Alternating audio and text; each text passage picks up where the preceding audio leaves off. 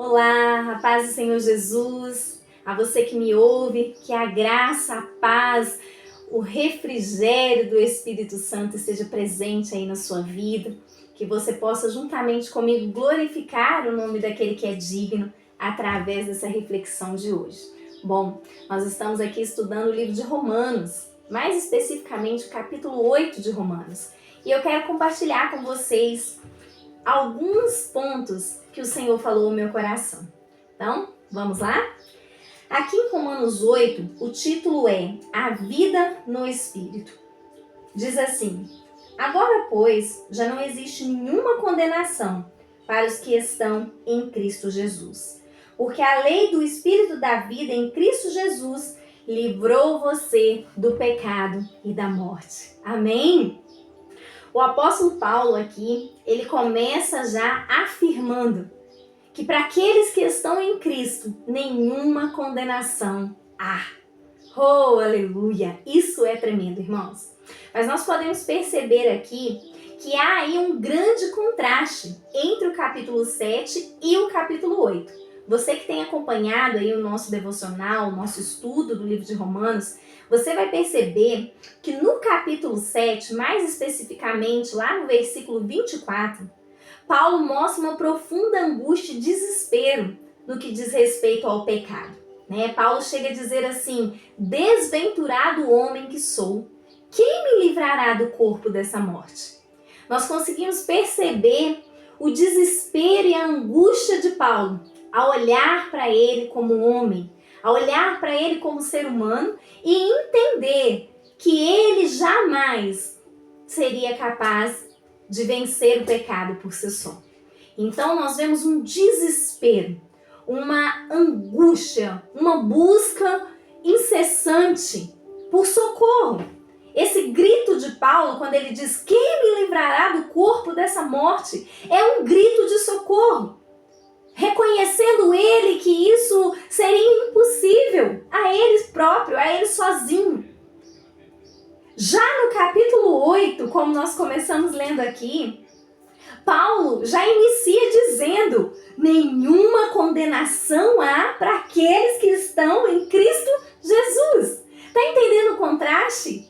Se no capítulo 7 ele está desesperado, no capítulo 8, ele já declara, ele já tem convicção de que nenhuma condenação há para aquele que está em Cristo. E talvez você está aí se perguntando, mas por quê? Como? O que mudou do capítulo 7 para o capítulo 8? E a resposta nós encontramos aqui. A resposta, se você voltar comigo aí no capítulo 7, você vai perceber que o capítulo 7 todo, ele não foca em Deus, ele foca nele mesmo. Ele não foca no Espírito Santo, mas ele foca na sua própria capacidade. Paulo quis ali mostrar aos romanos que há duas visões que nós podemos ter. Nós podemos manter o nosso foco e enxergar o nosso eu como centro, nos colocar no centro e achar que nós somos o motivo de tudo, ou nós podemos colocar os nossos olhos, o nosso foco em Cristo Jesus. E olha que interessante, no capítulo 7, ele cita o Espírito Santo apenas uma vez, mesmo assim de forma indireta. Já no capítulo 8, Paulo cita o Espírito Santo 19 vezes. Tá entendendo? No capítulo 7, o centro era o eu dele. Já no capítulo 8, o centro era o Espírito Santo. Enquanto no capítulo 7, Paulo focava na sua humanidade, como muitas vezes eu e você fazemos, não é verdade? Quantas vezes nós focamos na nossa própria força, na nossa própria capacidade? Frases como eu não consigo, tadinha de mim, mas eu sou vítima, mas eu sofri isso, eu sofri aquilo. Frases que colocam sempre o nosso eu à frente do Senhor, nos levam a apenas um resultado. Sabe qual é o resultado? Morte. Toda vez que o seu eu for o centro da sua mensagem, do seu evangelho, da sua vida, o seu eu, o meu eu está intimamente ligado ao pecado, à nossa natureza pecaminosa. Então toda vez que nós formos o centro, o resultado vai ser apenas morte. Porque o salário do pecado é a morte. Mas quando o Espírito Santo se torna o centro, as coisas mudam. Porque aí você já entende que não é você quem faz. Não é você quem pode. Não é você que é muito capaz, muito inteligente, muito sábio, dotado aí de muitos dons e intelectualidade avançada. Não, mas é o Espírito Santo. Todas as vezes que você foca no Espírito Santo e tem ele como centro, o resultado é vida. Aleluia! É por isso que o título é Vida no Espírito, porque fora do Espírito nós temos morte. Fora do Espírito nós temos o nosso ego. Fora do Espírito nós temos o resultado do pecado, que é a morte. Mas no Espírito Santo de Deus nós temos o resultado, que é a vida. Porque diz assim, olha, o Espírito de vida que há em Cristo Jesus te livrou do pecado e da morte. Então o Espírito Santo opera a vida em nós. É por isso que tem essa diferença. É por isso que no capítulo 8 Paulo começa afirmando que não há nenhuma condenação. Mas é para quem? Para quem está em Cristo Jesus. Para quem não olha para si mesmo, mas olha para Cristo Jesus. Se você olhar para você, meu irmão, minha irmã, você que está me ouvindo aí agora, talvez você vai se ver desanimado, incapaz, longe demais das expectativas dos outros e até mesmo daquilo que a Bíblia fala a seu respeito.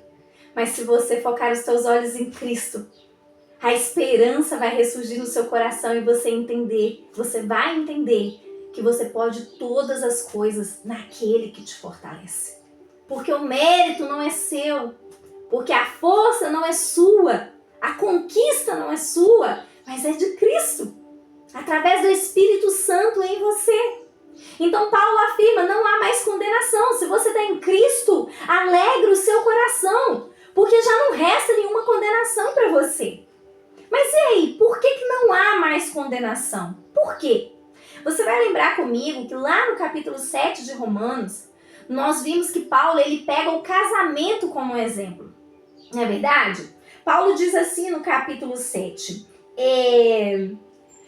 ou vocês não sabem, irmãos, pois falam os que conhecem a lei, que a lei tem domínio sobre uma pessoa apenas enquanto ela está viva? E aí ele dá o exemplo do casamento.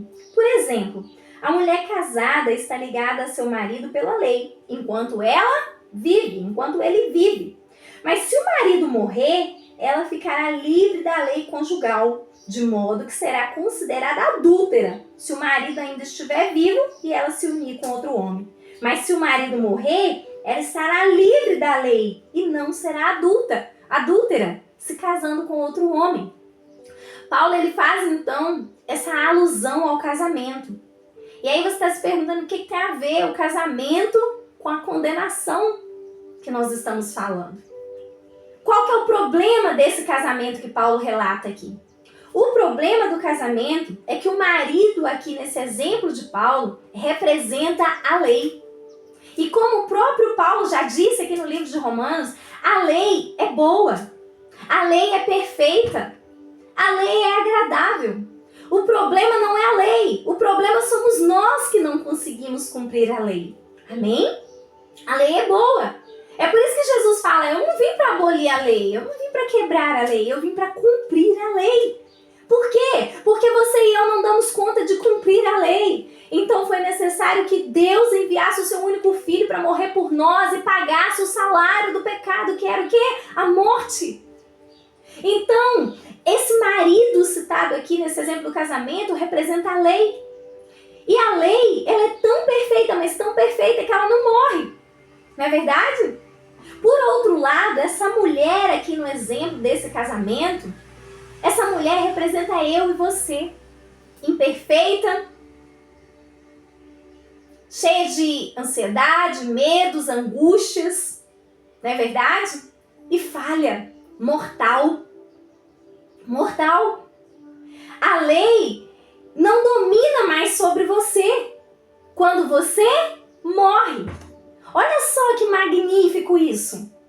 Se essa mulher representada aqui no casamento morre, ela é mortal, essa morte que ela sofre é o que possibilita dela ter um outro casamento. Só que entenda, Paulo não está falando aqui de um casamento terreno.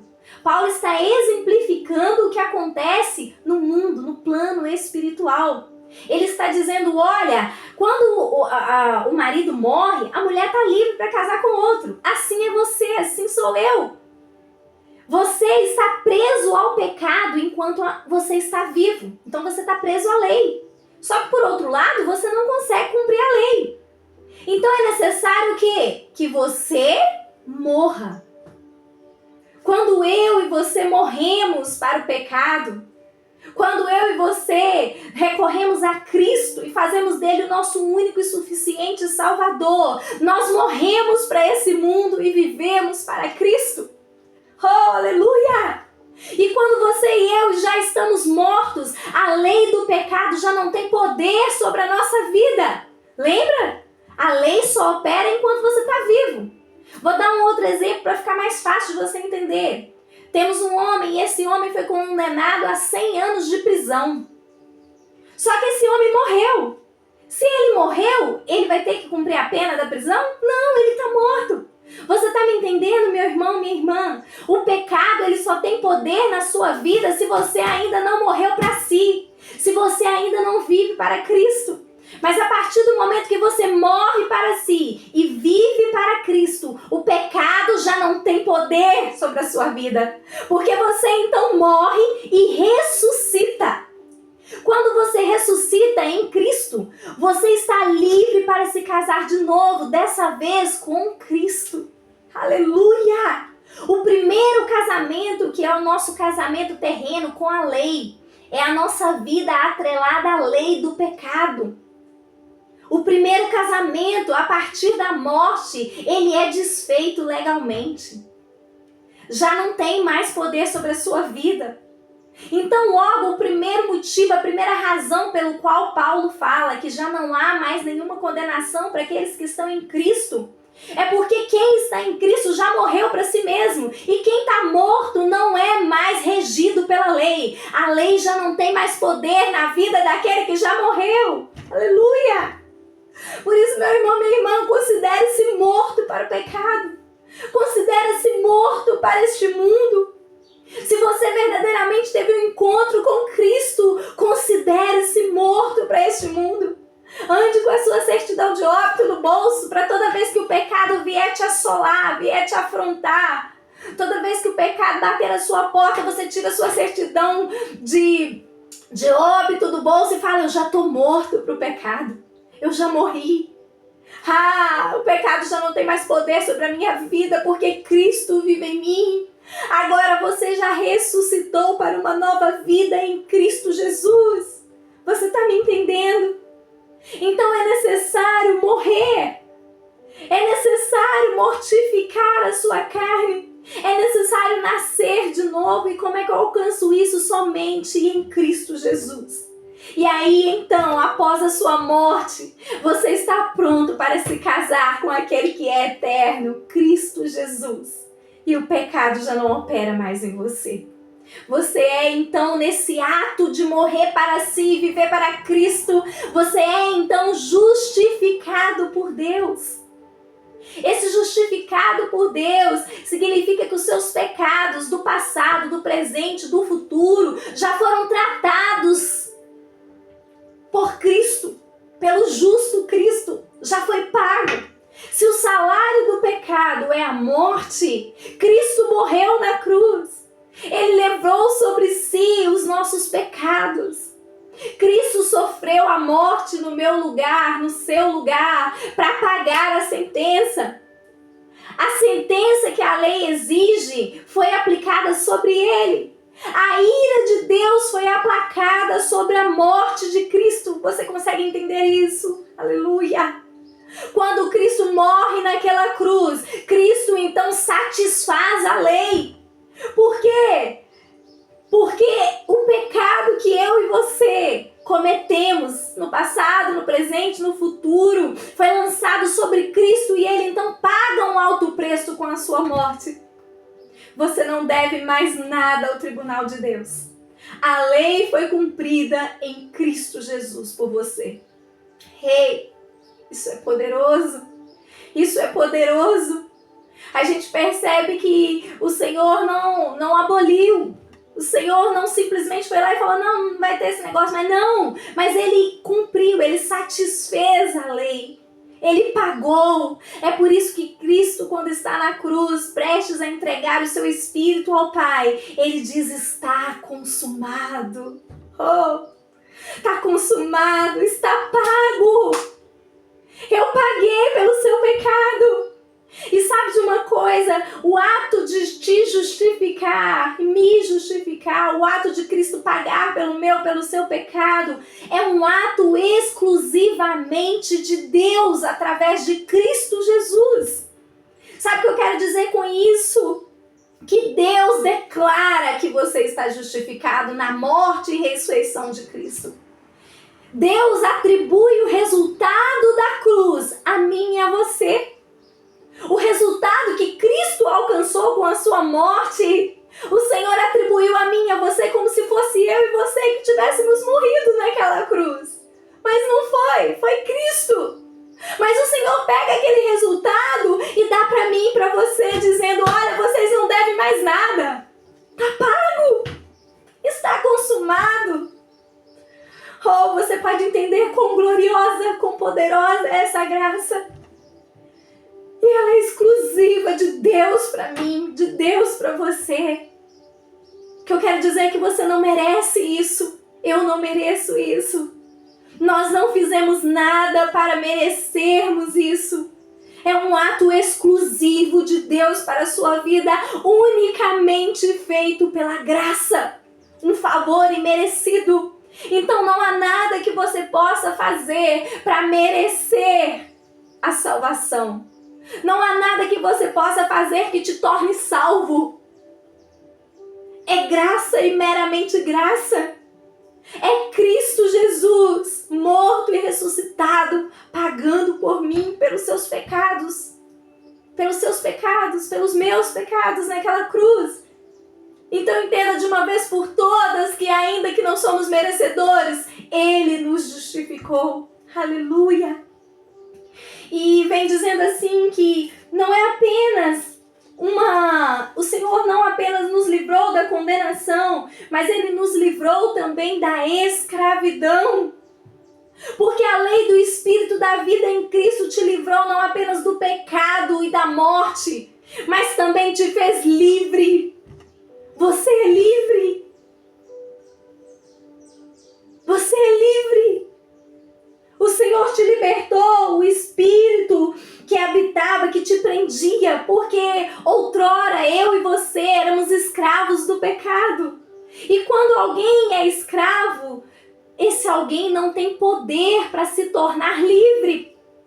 Como que eu, sendo escrava, poderia apenas dizer, olha, estou livre agora? Não. Alguém que é escravo precisa de alguém livre para o libertar.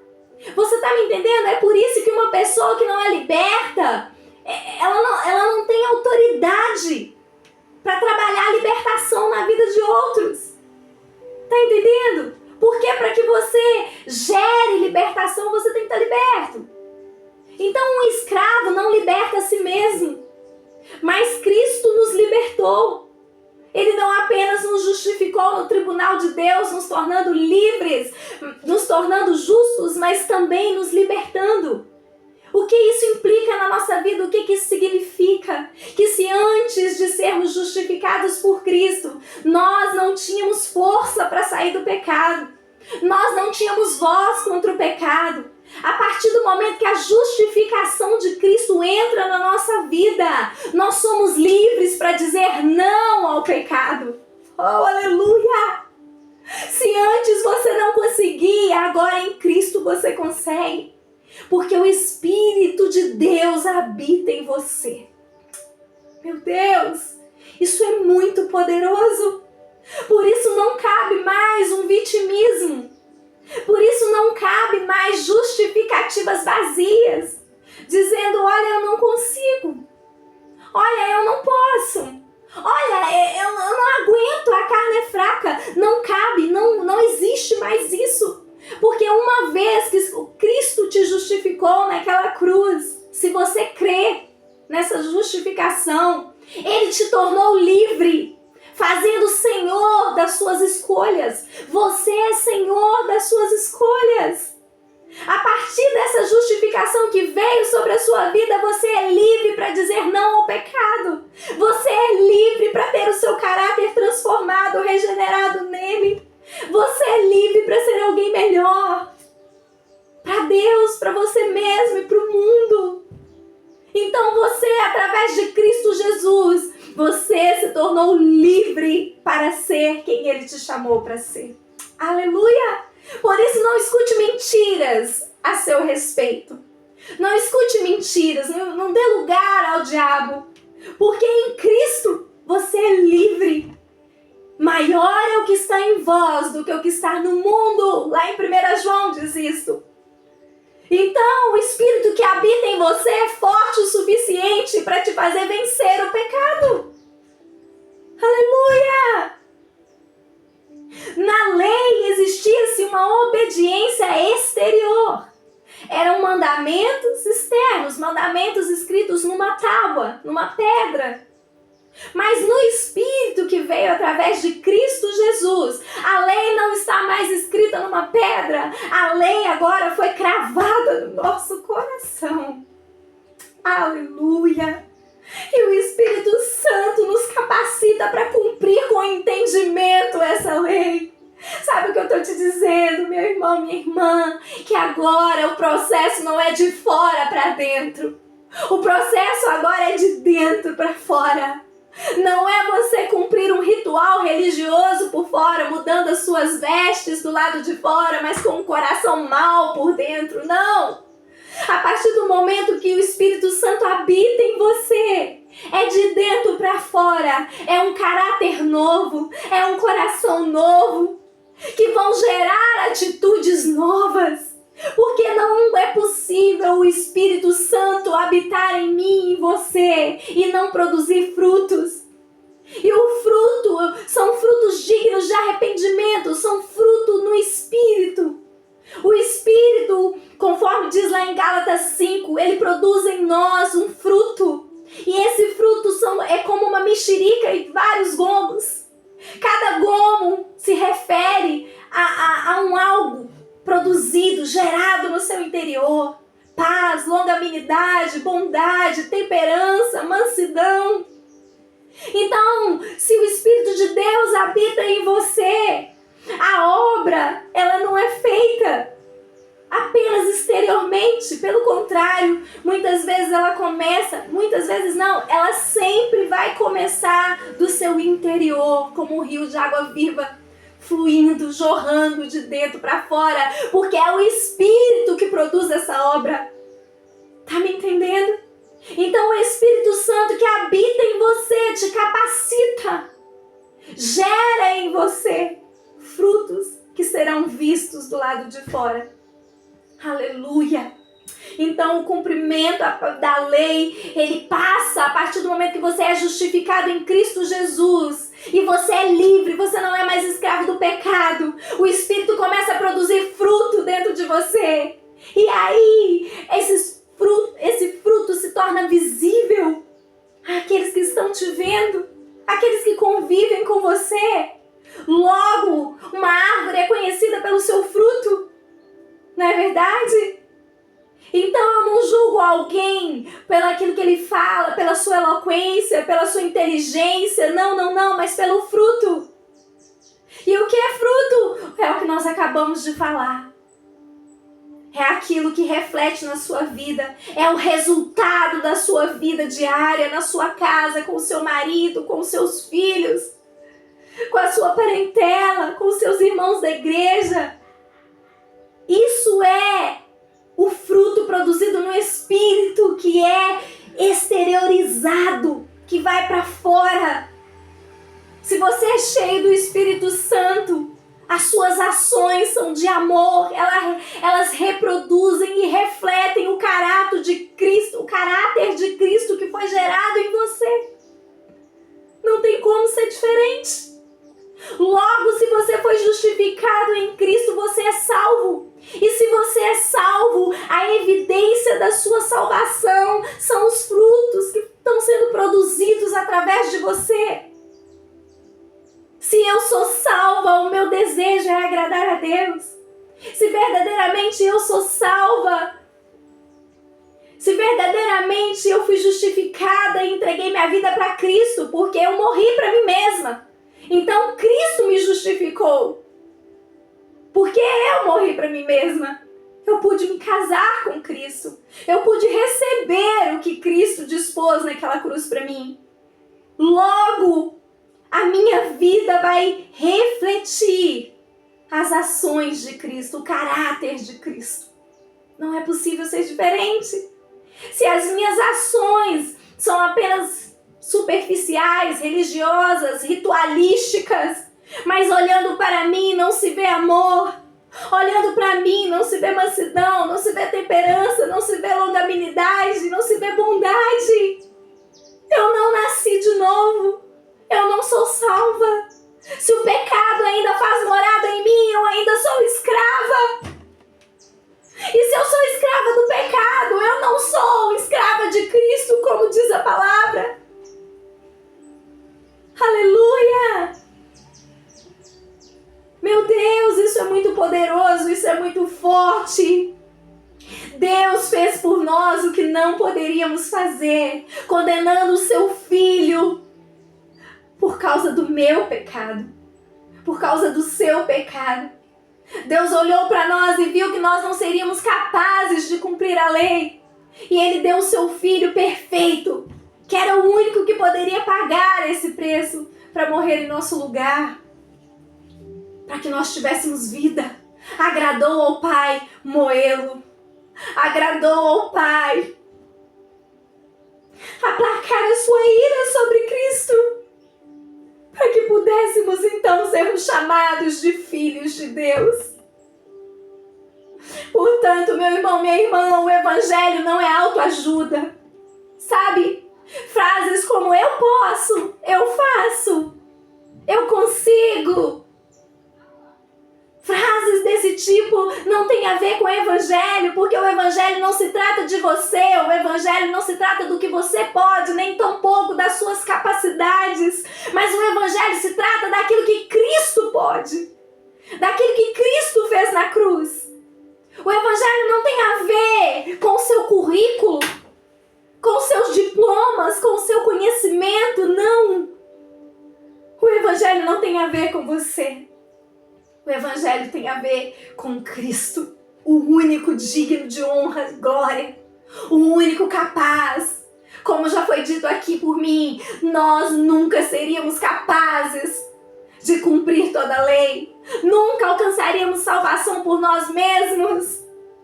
Por isso o Pai, nos amando incondicionalmente, sacrificou Cristo para cumprir a lei, para que pudéssemos ter acesso à eternidade com Ele. Aleluia! O pecado na vida do salvo é um acidente, não é uma prática. A partir do momento que Cristo te justifica, te faz livre para dizer não ao pecado. Eu não vou dizer que você não peca, você e eu pecamos, ainda pecamos. Enquanto estivermos nessa terra, ainda pecamos, ainda falhamos, ainda erramos. Mas o pecado na vida da pessoa que é salva não é uma prática, é um acidente. Você peca, mas você perde o sono arrependido. Você peca, mas você se entristece, você se angustia. Porque o Espírito Santo que habita em você clama ao Pai, dizendo: Abba, Pai, Paizinho, eu me arrependo. Portanto, se não há arrependimento na sua vida, não importa quantos anos você frequenta uma igreja, você não é salvo. Você não é salva. Porque o Espírito Santo é Deus em você. E esse Deus que servimos não suporta o pecado. Ele não tolera o pecado. Deus ama o pecador.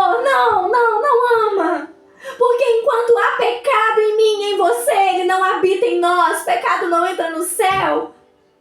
Tá me entendendo? Deus ama. Deus ama aquele que se arrepende. O Senhor nos chama de filhos através do nosso arrependimento.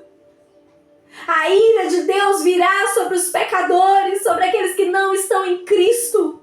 Não pense você que Deus é bom e não é justo. Não! Se a ira não vier sobre os pecadores, Ele não seria justo. Por isso, quando Deus olhar para nós naquele tribunal, Ele não vai ver você, Maria, João, José. Ele vai ver Cristo. E por isso você vai estar absolvido. Mas aqueles que não entregaram a sua vida para Cristo, não há nada que possa os fazer herdar os céus. Ainda que vendam as suas coisas e dêem aos pobres. Ainda que entreguem a sua vida por outros, por obras, seja o que for, nada poderá comprar a salvação que só há em Cristo Jesus. As suas boas obras são como trapos de imundície perante o Senhor, diz a palavra. Por isso, a salvação é puramente e exclusivamente uma obra de Deus. Eu e você não fizemos nada e nem podemos fazer nada para sermos salvos. Aleluia! Se o Espírito Santo habita em você, isto é visível. O caráter de Cristo é manifesto em você. O nosso corpo ele é falho, mas o Espírito Santo garante. O Espírito Santo que habita em nós garante que esse corpo que hoje é falho, é fraco, ressuscitará em glória naquele grande dia. A Bíblia diz, Paulo diz aqui em Romanos, que se com Cristo sofremos, padecemos, com Cristo também ressuscitaremos. Ele está dizendo, olha, da mesma forma que vocês sofrem por amor a Cristo, Cristo habita em vocês através do Espírito Santo. Então, assim como Cristo ressuscitou, vocês também vão ressuscitar naquele grande dia. Vocês também terão um corpo glorificado, livre da doença, livre da enfermidade, livre das fraquezas. Um corpo que hoje é fraco, será perfeito naquele dia. Por isso, meu irmão, não se abale, porque talvez você esteja enfrentando uma enfermidade. Não se abale. Quantas pessoas hoje em dia têm uma autoestima tão baixa, pessoas tão fragilizadas por causa das coisas desse mundo, pessoas que não conseguem enxergar beleza nem em si mesma. Ei, não se abale com isso. O corpo que vai entrar no céu não é esse não, é um corpo glorificado. Não se apegue tanto àquilo que é passageiro, mas se apegue àquilo que é eterno em Cristo Jesus. O Espírito Santo dentro de mim e de você, ele testifica, ele comprova que seremos um dia ressuscitados com Cristo Jesus. Portanto, você e eu não devemos nada à carne, é o que Paulo diz aqui em Romanos. Você não deve nada à carne, mas você deve ao Espírito Santo de Deus, porque é Ele que operou a obra de salvação na sua vida. Aleluia! E quando o Espírito Santo opera, Ele faz com que nós sejamos regenerados. Na obra da regeneração, justificação, eu e você somos passivos. Nós não cooperamos, nós não fazemos nada. É como eu te perguntar, qual que foi a sua participação na sua concepção? Quando seu pai e a sua mãe se relacionaram para ter você, o que você fez para nascer? Você vai falar, Jaqueline, tá doida, eu não fiz nada. Pois é, da mesma forma você não fez nada para ser salva por Ele. Entende?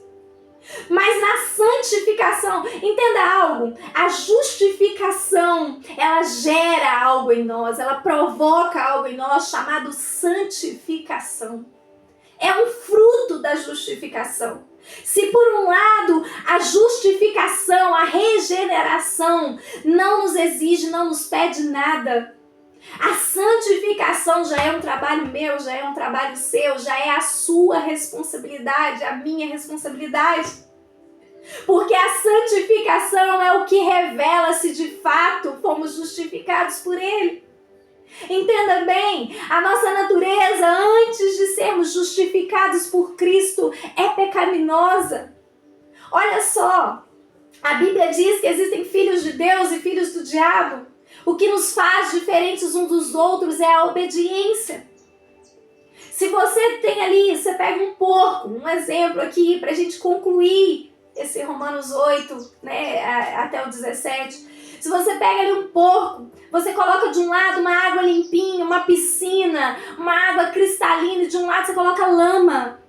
Para onde você acha que o porco vai? Ele vai para a lama, porque a natureza dele o faz ir para a lama. Porque a natureza dele revela quem ele é. Portanto, quem não é de Deus não pode agradar a Deus.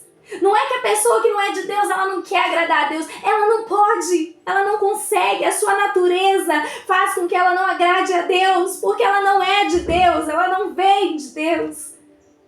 Assim como um porco não consegue ficar limpo. Mas os filhos de Deus testificam de Cristo.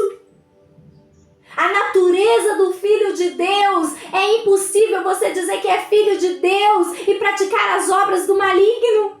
É impossível você e eu sermos filhos de Deus e sermos comandados, dominados pelo pecado. Isso é impossível. Do mesmo jeito que o filho do diabo não pode agradar a Deus, você que é filho de Deus também não serve as obras do diabo. Tá me entendendo? Porque não dá, não tem como. Nosso espírito testifica que somos filhos de Deus, ele comprova. E você sabe o que é mais lindo? Que nós não somos filhos legítimos de Deus. Nós somos filhos adotivos. Aleluia. Talvez você nunca parou para pensar isso, mas olha, quando nós temos filhos naturais, nós escolhemos. Geralmente nós escolhemos, nós planejamos, né? Podemos planejar ter um filho, né? Mas mesmo tendo essa opção de planejamento, a gente às vezes é surpreendido, não é mesmo? Pode ser que você que está me ouvindo aí engravidou, né? Por acaso, você não estava esperando, você não planejou e quando você viu você estava grávida, não foi planejado. Então um filho natural, ele pode acontecer sem planejamento. Mas um filho adotado nunca acontece sem planejamento. Porque a adoção é uma escolha. A adoção é algo planejado, é algo desejado. E você sabe por que eu estou te dizendo isso? Porque Deus nos fez seus filhos adotivos. Ele escolheu nos adotar. Então você não é um erro da natureza. Você não é um por acaso. Você não é uma obra do acaso. Não. Você é uma escolha. O Senhor te escolheu, te fez filho adotivo. Ele te fez herdeiro dele. A Bíblia diz que Jesus, quando veio do céu, era o filho unigênito do Pai. Unigênito significa filho único. Mas olha que interessante, quando ele volta para o Pai, ele já não era mais o filho unigênito. Ele era o filho primogênito. E primogênito significa o primeiro de muitos. Hey! Significa que depois de morrer e ressuscitar naquela cruz, ele já não é mais o filho único, mas nós somos filhos com ele, através dele. Através do sacrifício de Cristo fomos feitos filhos de Deus. Então, se somos filhos, temos uma herança, porque o nosso Pai é rico, o nosso Pai é dono do ouro, é dono da prata. Então, já somos co-herdeiros de Cristo, é o que Paulo diz aqui em Romanos 8. Co-herdeiros porque herdamos juntamente com Cristo aquilo que o Pai nos preparou. Ei, você tem ideia do que é ser herdeiros de Deus? Co-herdeiros de Cristo. Herdarmos a herança celestial com Cristo. Você tem ideia do que isso significa? Você consegue parar comigo agora para pensar o quão superficiais e medíocres nós somos pensando apenas nessa vida? Você consegue então ter a sua visão aberta nessa hora e dizer: meu Deus, abre os meus olhos para que eu possa te ver, abre os meus ouvidos para que eu possa te ouvir e abre o meu coração para que eu possa te obedecer? porque maior é o que o Senhor tem preparado para mim do que toda essa terra, do que tudo que esse mundo pode me oferecer. Tudo aqui é circunstancial, é passageiro, é momentâneo, mas o que o Senhor nos tem preparado é eterno. Por isso, meu irmão, minha irmã, não desvalorize, não negligencie o sacrifício de Cristo naquela cruz. Talvez você está me ouvindo agora e ainda está em cima do muro.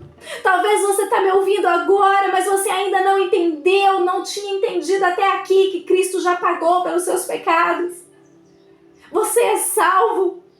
E a partir desse momento, você tendo o conhecimento da sua salvação, você também se tornou livre. Livre para ter as suas próprias escolhas a partir daqui. Então, a partir de hoje, você não vai mais se justificar. Eu não me firmo na igreja porque eu não consigo. Eu não sirvo a Cristo porque eu não consigo. Eu sou um mau marido porque eu não consigo ser bom. Eu sou um mau pai porque eu não tive um pai que me ensinasse. Mentira do diabo. Você é livre para ser quem Deus te chamou para ser, porque para isso Cristo morreu naquela cruz e te libertou. Acesse lugares celestiais. É tempo de acessar o Santo dos Santos. O véu já foi rasgado. É tempo de olharmos para Ele face a face, buscando quem Ele é e não o que Ele pode fazer. É tempo de olharmos para Deus desejando estar com Ele e não desejando o que Ele pode nos dar. É tempo de nos tornarmos semelhantes a Ele, porque é para isso que estamos aqui nessa terra. Porque foi para isso que Cristo morreu naquela cruz. Então, querido, renda-se a Ele. Tome uma atitude. Talvez você ainda não se posicionou nele. Eu te convido a se posicionar nele. Eu te convido a ser radical nas suas escolhas agora. Eu te convido a escolher e aceitar o sacrifício feito por Cristo naquela cruz. E acessar coisas extraordinárias no Espírito. Coisas que não vão acabar quando você for para a sepultura. Coisas que vão além dessa vida. Em nome de Jesus, eu oro para que o Espírito te encontre aí agora onde você estiver. E que através da graça você se renda a Jesus. Por inteiro, por completo, de dentro para fora. Eu oro para que o Espírito Santo te constranja, te levando ao arrependimento, te fazendo enxergar o quão miserável pecador você e eu somos. E necessitamos desesperadamente de Cristo Jesus. Eu oro para que essa palavra produza fruto na sua vida. Eu oro para que nunca mais você se comporte como bastardo, porque você não é bastardo, você é filho. Aleluia! Eu oro para que a paz do Senhor habite em você, para que o Espírito Santo de Deus te sustente e te conduza até que Ele venha, ou até que você vá a Ele. Amém? Que o Espírito Santo fale melhor ao seu coração. Nos vemos na eternidade.